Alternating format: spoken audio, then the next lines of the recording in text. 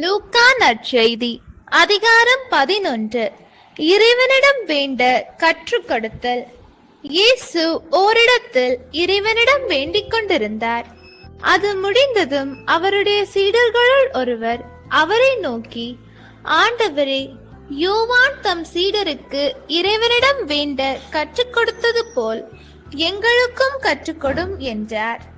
அவர் அவர்களிடம், நீங்கள் இறைவனிடம் வேண்டும் பொழுது இவ்வாறு சொல்லுங்கள்: தந்தையே, உமது பெயர் தூயதென போற்றப் பெறுக, உமது ஆட்சி வருக, எங்கள் அன்றாட உணவை நாள்தோறும் எங்களுக்கு தாரும், எங்களுக்கு எதிராக குற்றம் செய்வோர் அனைவரையும் நாங்கள் மன்னிப்பதால் எங்கள் பாவங்களையும் மன்னியும், எங்களை சோதனைக்கு உட்படுத்தாதையும், தீயோனிடமிருந்து எங்களை விடுவித்தருளும் என்று கற்பித்தார்.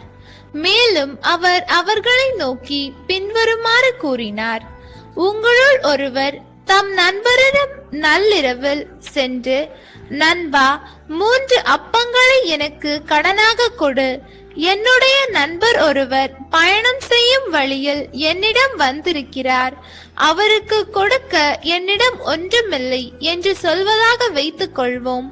உள்ளே இருப்பவர், எனக்கு தொல்லை கொடுக்காதே, ஏற்கனவே கதவு பூட்டியாயிற்று, என் பிள்ளைகளும் என்னோடு படுத்திருக்கிறார்கள், நான் எழுந்திருந்து உனக்கு தர முடியாது என்பார். எனினும் அவர் விடாப்பிடியாய் கதவை தட்டிக்கொண்டே இருந்தால், அவர் தம் நண்பர் என்பதற்காக எழுந்து கொடுக்காவிட்டாலும் அவரது தொல்லையின் பொருட்டாவது எழுந்து அவருக்கு தேவையானதை கொடுப்பார் என நான் உங்களுக்கு சொல்கிறேன். மேலும் நான் உங்களுக்கு சொல்கிறேன், கேளுங்கள், உங்களுக்கு கொடுக்கப்படும், தேடுங்கள், நீங்கள் கண்டடைவீர்கள், தட்டுங்கள், உங்களுக்கு திறக்கப்படும். ஏனெனில் கேட்போர் எல்லாரும் பெற்றுக்கொள்கின்றனர், தேடுவோர் கண்டடைகின்றனர், தட்டுவோருக்கு திறக்கப்படும். பிள்ளை மீனை கேட்டால் உங்களுள் எந்த தந்தையாவது மீனுக்கு பதிலாக பாம்பை கொடுப்பாரா? முட்டையை கேட்டால் அவர் தேளை கொடுப்பாரா? தீயோர்களாகிய நீங்களே உங்கள் பிள்ளைகளுக்கு நற்கொடைகள் அளிக்க அறிந்திருக்கிறீர்கள். அப்படியானால் விண்ணக தந்தை தம்மிடம் கேட்போருக்கு தூய ஆவியை கொடுப்பது எத்துணை உறுதி. இயேசுவும் பெயல்செபூலும். ஒரு நாள் இயேசு பேச்சிழந்த ஒருவரிடமிருந்து பேயை ஓட்டினார். பேய் வெளியேறவே பேச்சற்ற அவர் பேசினார். கூட்டத்தினர் வியந்து நின்றனர். அவர்களுள் சிலர் பேய்களின் தலைவனாகிய பெயல்செபூலை கொண்டே இவன் பேய்களை ஓட்டுகிறான் என்றனர். வேறு சிலர் அவரை சோதிக்கும் நோக்குடன் வானத்திலிருந்து ஏதேனும் ஒரு அடையாளம் காட்டுமாறு அவரிடம் கேட்டனர். இயேசு அவர்களுடைய சிந்தனைகளை அறிந்து அவர்களிடம் கூறியது: தனக்கு எதிராக தானே பிளவுபடும் எந்த அரசும் பாழாய் போகும், அவ்வாறே பிளவுபடும் வீடும் விழுந்துவிடும். சாத்தானும் தனக்கு எதிராக தானே பிளவுபட்டு போனால் அவனது அரசு எப்படி நிலைத்து நிற்கும்? பெயல்செபூலை கொண்டு நான் பேய்களை ஓட்டுகிறேன் என்கிறீர்கள். நான் பெயல்செபூலை கொண்டு பேய்களை ஓட்டுகிறேன் என்றால் உங்களை சேர்ந்தவர்கள் யாரை கொண்டு பேய் ஓட்டுகிறார்கள்? ஆகவே அவர்களே உங்கள் கூற்று தவறு என்பதற்கு சாட்சிகள். நான் கடவுளின் ஆற்றலால் பேய்களை ஓட்டுகிறேன் என்றால் இறையாட்சி உங்களிடம் வந்துள்ளது அல்லவா?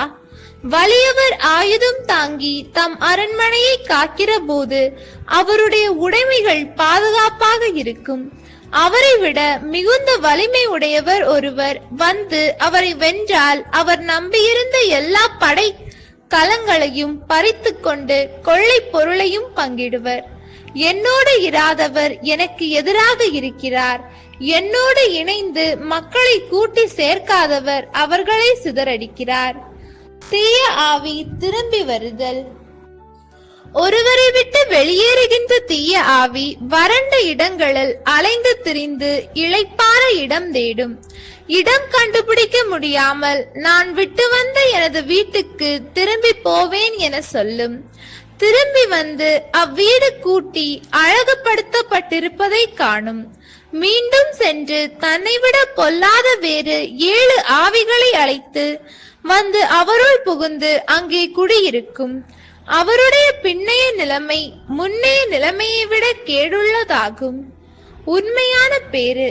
அவர் இவற்றை சொல்லிக் கொண்டிருந்த போது கூட்டத்திலிருந்து பெண் ஒருவர், உம்மை கருத்தாங்கி பாலூட்டி வளர்த்த உம் தாய் பேறு பெற்றவர் என்று குரல் எழுப்பி கூறினார். அவரோ, இறைவார்த்தையை கேட்டு அதை கடைபிடிப்போர் இன்னும் அதிகம் பேறு பெற்றோர் என்றார். யோனாவின் அடையாளம்.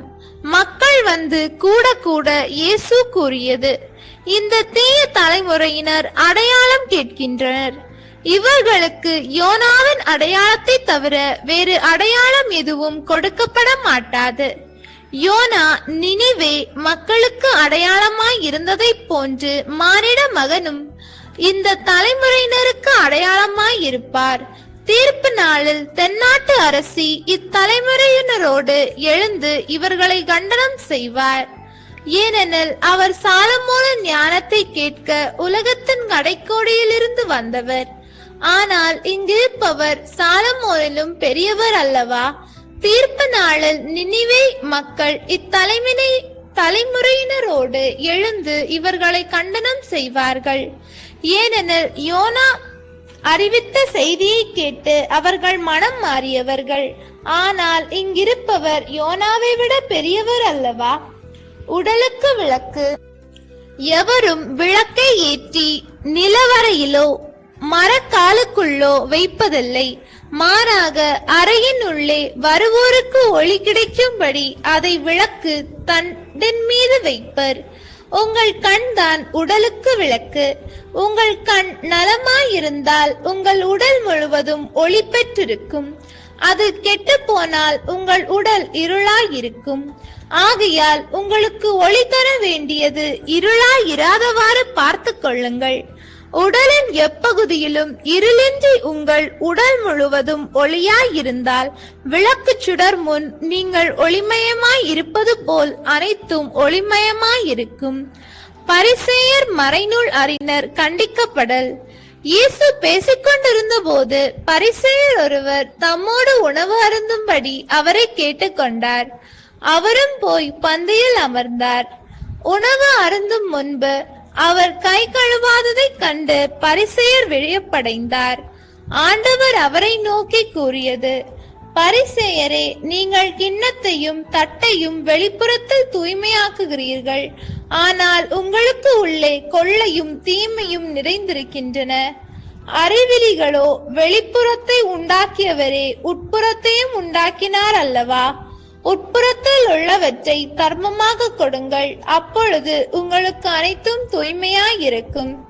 ஐயோ பரிசேயரே, உங்களுக்கு கேடு! நீங்கள் புதினா, கறியிலை மற்றும் கீரை செடி வகைகள் எல்லாவற்றிலும் 10 பங்கை காணிக்கையாக படைக்கிறீர்கள், ஆனால் நீதியையும் கடவுளின் அன்பையும் பொருட்படுத்தவில்லை.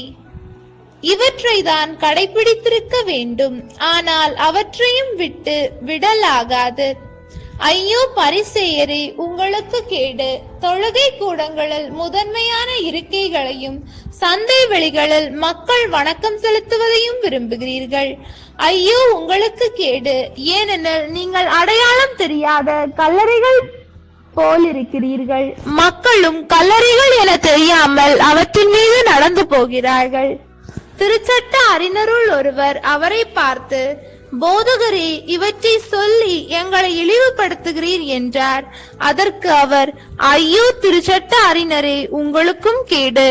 ஏனென்றால் நீங்கள் தாங்க முடியாத சுமைகளை மக்கள் மேல் சுமத்துகிறீர்கள். நீங்களோ அந்த சுமைகளை ஒரு விரலால் கூட தொட மாட்டீர்கள். ஐயோ உங்களுக்கு கேடு!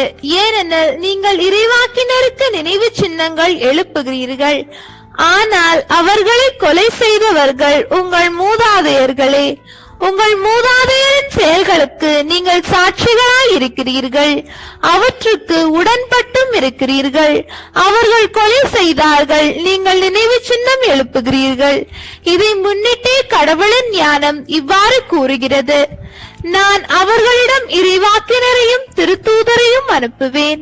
அவர்களுள் சிலரை கொலை செய்வார்கள், சிலரை துன்புறுத்துவார்கள், ஆபேலின் இரத்தம் முதல் பலிபீடத்திற்கும் தூயகத்திற்கும் நடுவே சிந்தப்பட்ட சக்கரியாவின் இரத்தம் வரை உலகம் தோன்றியதிலிருந்து சிந்தப்பட்ட இறைவாக்கினர் அனைவரின் இரத்தத்திற்காக இந்த தலைமுறையினரிடம் கணக்கு கேட்கப்படும். ஆம், நான் உங்களுக்கு சொல்கிறேன், இந்த தலைமுறையினரிடம் கணக்கு கேட்கப்படும். ஐயோ திருச்சட்ட அறிஞரே, உங்களுக்கு கேடு! ஏனெனில் அறிவு களஞ்சியத்து திறவுகோலை நீங்கள் எடுத்துக்கொண்டீர்கள், நீங்களும் நுழைவதில்லை, நுழைவோரையும் தடுக்கிறீர்கள் என்றார். இயேசு அங்கிருந்து புறப்பட்ட போது மறைநூல் அறிஞரும் பரிசேயரும் பகைமை உணர்வு மிகுந்தவராய் அவரது பேச்சில் அவரை சிக்க வைக்குமாறு பல கேள்விகளை கேட்டனர். ஆண்டவரின் அருள்வாக்கு. இறைவா, உமக்கு நன்றி. நம் அன்பு கடவுளின் ஆசியும் அருளும் இன்னும் பலருக்கு கிடைக்கப்பெற ஹோலி பைபிள் தமிழ் சேனலை சப்ஸ்கிரைப் செய்துவிட்டு இந்த வீடியோவை லைக் செய்யவும், மேலும் உங்கள் உறவினர் மற்றும் நண்பர்களுடன் ஷேர் செய்யவும். நன்றி.